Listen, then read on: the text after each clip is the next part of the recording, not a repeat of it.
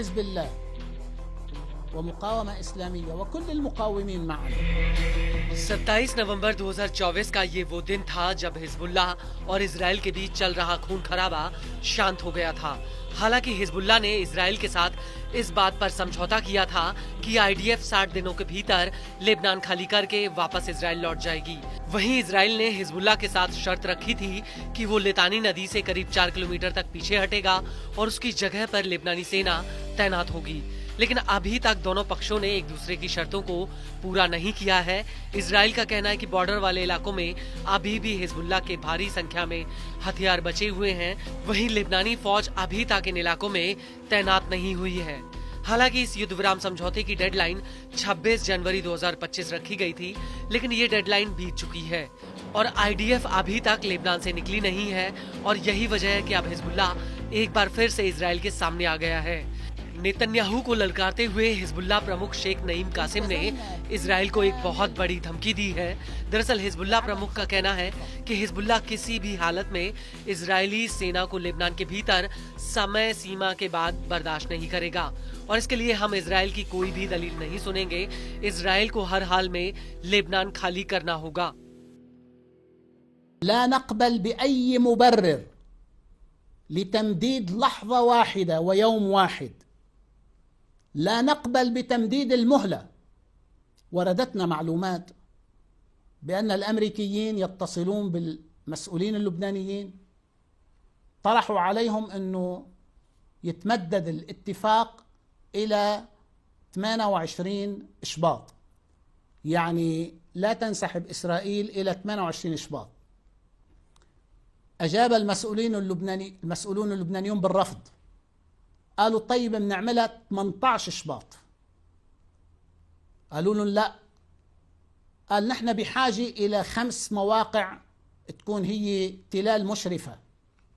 قالوا لهم لا، ونحن متأكدين مع هذا الرئيس فخامة الرئيس جوزيف عون لا يمكن أن يعطي إسرائيل مكسبا واحدا। आपको बता दें कि हिजबुल्लाह प्रमुख ने दो टूक कह दिया कि हमने समझौते का पालन किया है, जबकि इजराइल ने समझौते का उल्लंघन किया है।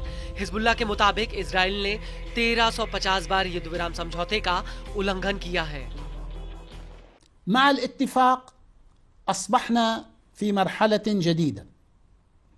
التزمنا كحزب الله ومقاومة إسلامية وكل المقاومين معنا، التزمنا بالكامل بعدم خرق الاتفاق، وخرقت إسرائيل الاتفاق حوالي 1350 مرة جوا وبرا وبحرا، سواء بالقصف أو الاعتداء أو تدمير البيوت أو تدمير الحياة أو بالمسيرات التي تنتقل من مكان إلى مكان آخر।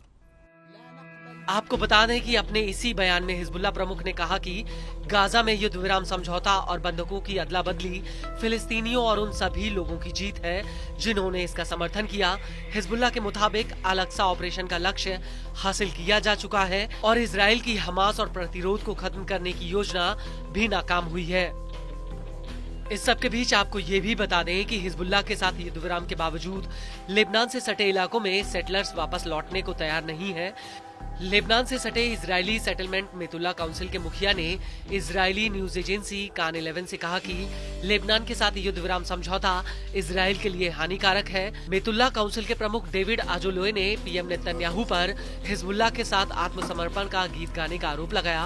डेविड के मुताबिक इस समझौते की वजह से हिजबुल्लाह फिर से अपनी ताकत हासिल कर लेगा, जो आने वाले वक्त में एक बहुत बड़ा खतरा बन जाएगा।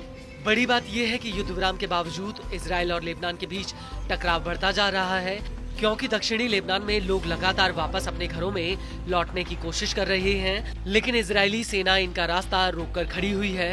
इन लोगों की आईडीएफ के साथ झड़प भी हुई, जिसमें आईडीएफ ने लेबनानियों के ऊपर फायरिंग तक कर दी।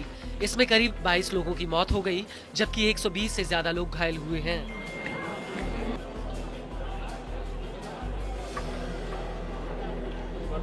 हालांकि इतना सब कुछ होने के बावजूद लेबनानी आईडीएफ के सामने इस बात पर अड़े हुए हैं कि वो अपने घरों में वापस लौटकर ही मानेंगे।